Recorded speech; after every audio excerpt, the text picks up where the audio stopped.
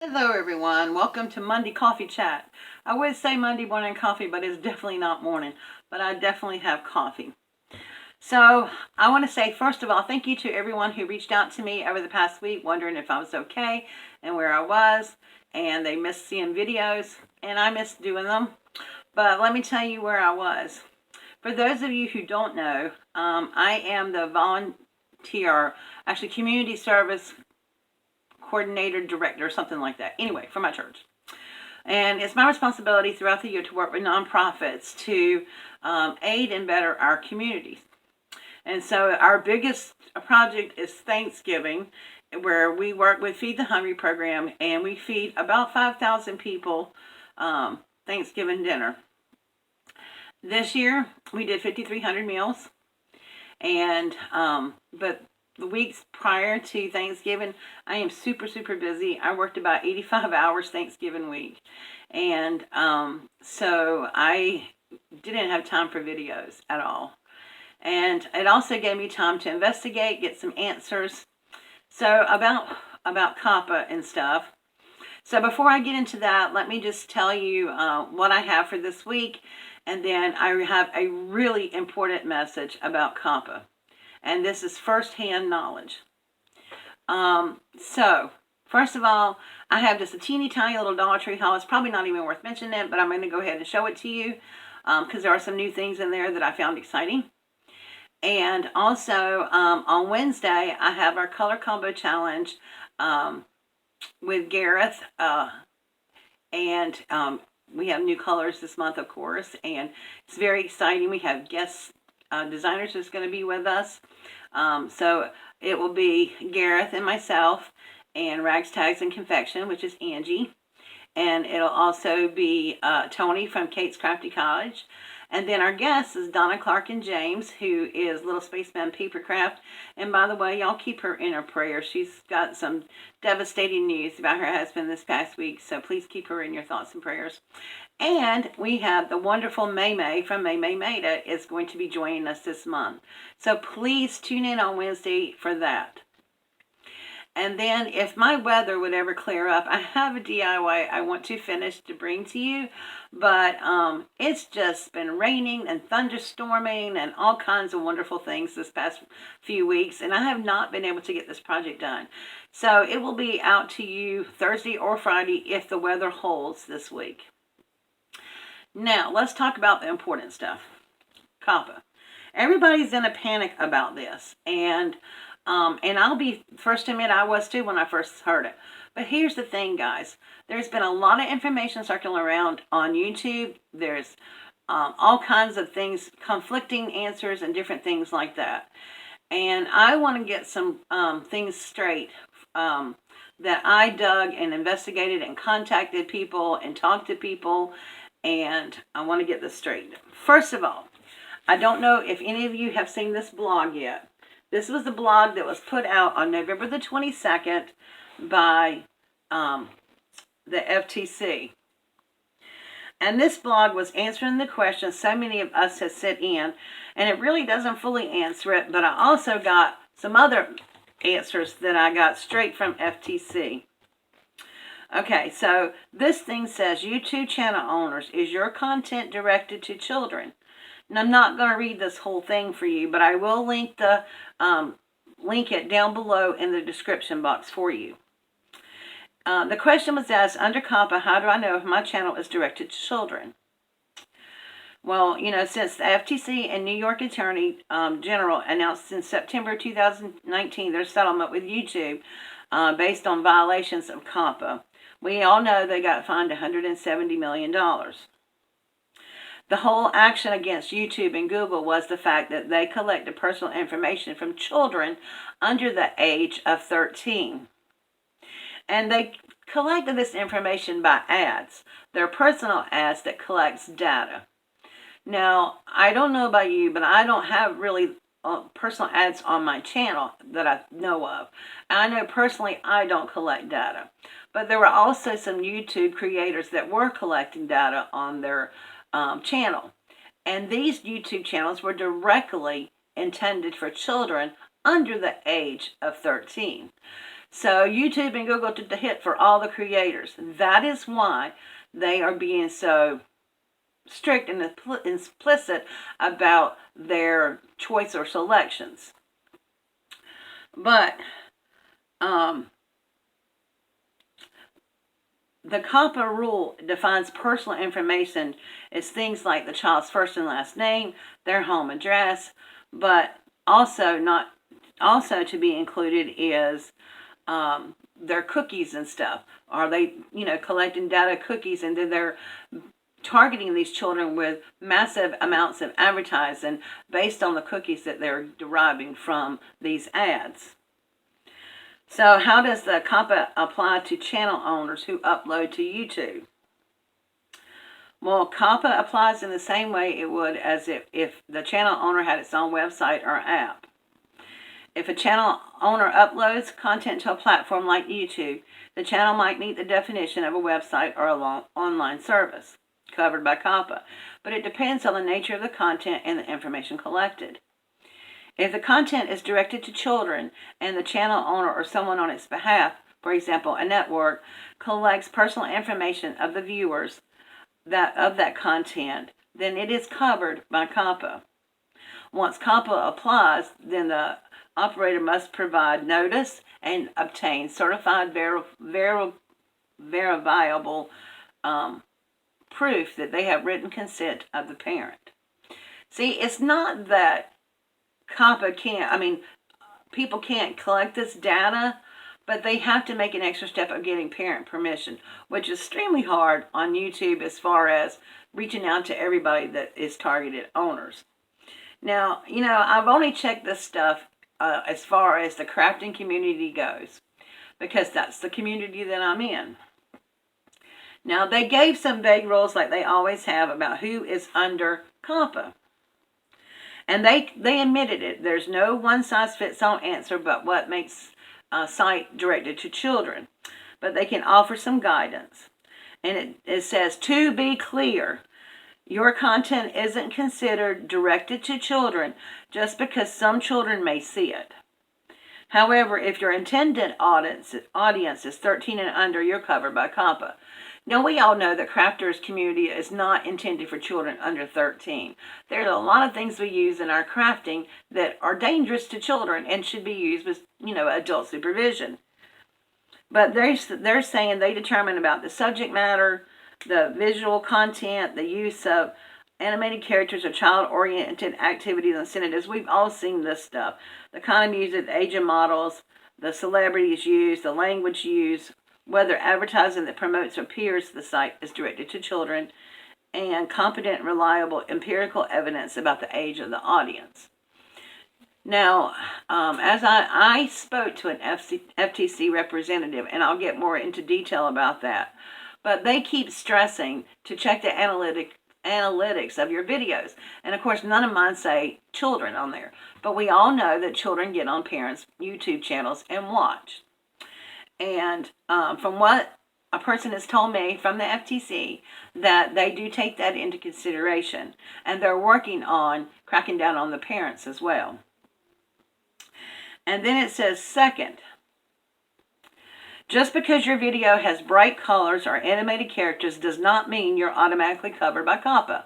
And covered means they want you to follow the COPPA rules. While many animated shows are directed to kids, the FTC recognizes that there can be animated programming that appeals to everyone. Third, the complaint in YouTube case offers some examples of channels that FTC considers to be directed to children. For example, many of the creators explicitly stated in the About section of their YouTube channel that their intended audience was under 13. Other channels made more similar statements in communications with YouTube. So YouTube already knew these channels who were directing children under 13, and they still willfully went ahead and used the ads for those channels that would bring the most money, but also collect data on children under 13. And this is where the complaint stemmed from. It wasn't that the creators didn't let YouTube know. They already knew. Okay, so In addition, many of the channels featured popular animated children's programs or show children playing with toys or particular and other child-oriented activities. Some of the channel owners also enabled settings that made their content appear when users searched for the name of popular toys or animated characters. Now, as far as I know, none of us crafters do that. And so there is a YouTube link that you can pull up and read. It's public knowledge, and you can read all about that on pages 10 through 14. And it says, finally, if you apply the factors in COPPA rule and still wonder if your content is directed to children, it might help to consider how others view your content or content similar to yours. And it goes into saying, has your channel ever been reviewed by child sites, or you've been contacted by media articles and child-directed stuff? I haven't, and I'm pretty sure most of you haven't either. Now, we're all up in an uproar about this fine that's supposed to be up to $42,500 or whatever. That is true. They can fine you that per video. However, this says, the rule allows for civil penalties up to $42,530 per violation, but the FTC considers a number of factors in determining the appropriate amount, including a company's financial condition and the impact a penalty could have on its ability to stay in business. Now, we are not companies, y'all. We are individuals sharing our craft. While Google and YouTube paid $170 million, in another COPPA case settled this year, the operator paid a total civil penalty of $35,000. It is based on your ability to pay and what it would affect you. The person that I talked to said most likely individuals would not be fined unless it's some kind of channel that has gazillion viewers and they make gazillions of dollars every year. We don't do that. And then it does say that yet the FTC is currently evaluating the rule in light of rapid changes in technology. If you would like to comment on the effectiveness of COPPA rules and whether changes are needed, the FTC has extended the comment deadline to December the 9th, 2019. And you can find all that information below in the description box as well. Now, what did I do, to find out some stuff? And you can do this as well. Now, when I actually called the FTC in our area, my region is a southeast region, and it covers Alabama, Florida, Georgia, Mississippi, North Carolina, South Carolina, and Tennessee. And I actually called them, and it's a lot of rigmarole to get to actually talk to a person, but I contacted them to ask the question about what do I do. I explained to them that YouTube has given us two selections. And they explained there is a third option. It's called general audience, which is not covered by COPPA. YouTube has not given us that option because they would still have to pay for regular ads on here. They're content creators, I mean. But general audience means that a variety of people look at your channel. When I called the FTC, they said that this is an option, and I explained to them that YouTube only gave us two options. One option was for kids, one option is not for kids. They told me personally, her name is Jennifer, and I have a reference number, that general audience creators, probably under the YouTube thing, should mark their channels not intended for children if there is no intent to market children under the age of 13. And that is most of us. Now, I can't tell you what to do. I'm not a lawyer or anything, but I can tell you this came straight from the FTC office that I called. They also further told me that YouTube is being contacted by the FTC to seek out clarification on their process of checks and balances as to why YouTube has not offered a general audience selection for its creators. So, this general audience selection would mean, like I said, it's not covered by COPPA. Now, you can reach out to your local FTC division. I will have all this listed below in the description box for you. I did all the work for you. All you have to do is call. Furthermore, there's a petition going around, and I will try to find that again, and you can sign it. The FTC has taken notice of it. But like I said, most of what's going on with YouTube is from YouTube, not so much the FTC. They did not tell YouTube to set it up like that. Also, when you call the FTC, you can call them and they'll go through the whole process. Basically, what I told them was, I am a YouTube creator. I am in the crafting field, arts and crafts. And I have been told by YouTube that I either have to choose my videos were made for children or not made for children. And that if I didn't make this choice by December, whatever it's 6th, we would probably lose our channels, or they would mark them for us. And we couldn't go back and request a review on those, even if we thought that they were not intended for children. And so they take your complaint down about the YouTube Google situation. They also listen to you, and they probably will tell you the same thing they told me. If you feel that your videos are not intended for children, then you can go ahead and pretty much safely mark your videos as not intended for children. Now, they said they have no control right now over YouTube, who might go back and flag your videos. But they certainly would not fine you over your videos if it falls into the category of general audience, which they do. So they are not after. I was also shared this. She said, FTC is not a witch hunt for creators who are out there trying to make good quality videos that are wholesome and are not dangerous for anybody to watch.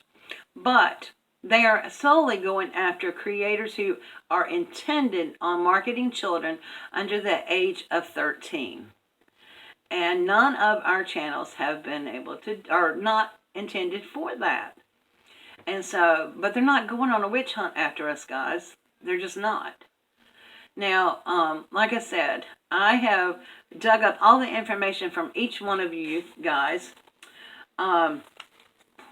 If you are in the Midwestern states, which include Illinois, Indiana, Iowa, Kansas, Kentucky.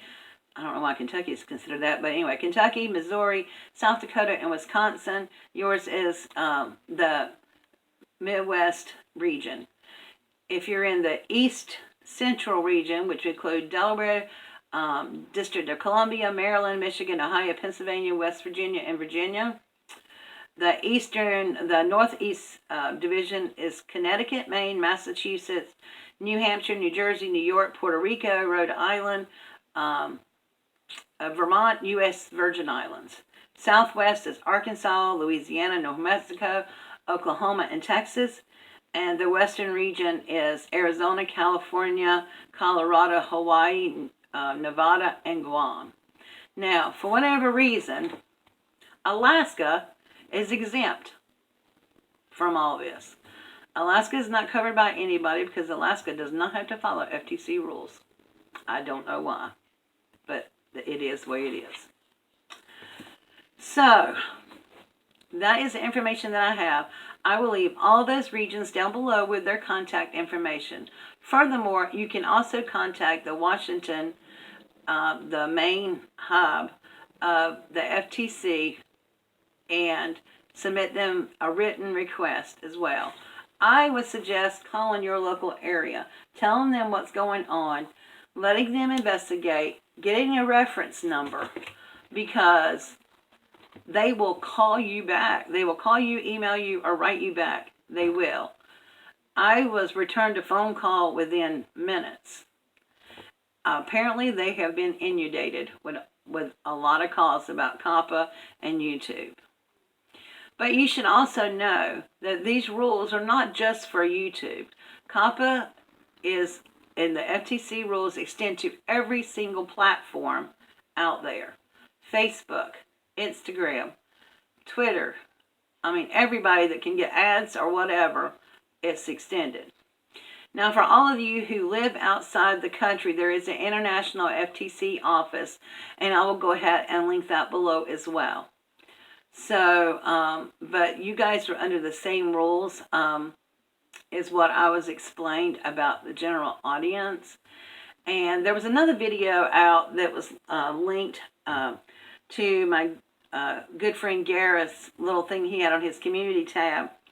And he said basically the same thing I said, I think. But I would not tell you guys anything that I thought was false or whatever. And that's why I wanted to clear up some of these things.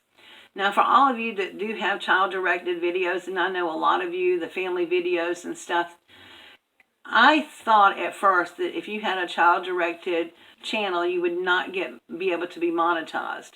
That's not the case. You are still able to be monetized, but you lose the notifications and you lose the ability to interact with your audiences.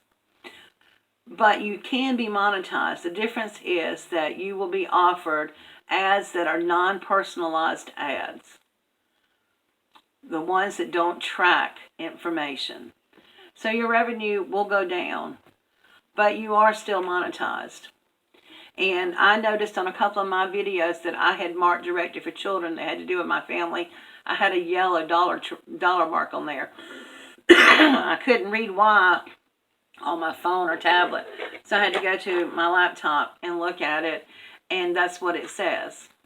It says revenues will be reduced for this video due to lack of personalized ads or whatever. So, but you can be monetized. So I hope this helps clear up some of the panic up here. And please just go and review some of this stuff for yourself. You can pay thousands of dollars to get an attorney if you want. It's not going to help because not many attorneys are taking these cases because the clarifications are so vague. But the FTC is working on clearing up some of these things. And they are recommending to the people, at least I've talked to from the FTC, that general audience creators go ahead and mark not intended for children on YouTube. Because they're simply not going after us. And it is more for sites that are directly intended for children. And it doesn't matter if we have bright colors or something like that. That doesn't change the fact of what we do. You can even have a child in your video and still not be considered child-directed. YouTube has decided to eliminate all those videos or, mark all those videos if they see something with a child or see something with a toy because they're panicking. Because they don't want to get fined again. That is not from the FTC. For everything I read, you can call the FTC, you can go on the automated voice line, and you can have downloaded or sent to you the entire copy of rules. And they are vague in some terms of whether you are child-directed or not. But they are working on that. So I urge each and every one of you to reach out before December the 9th to the FTC.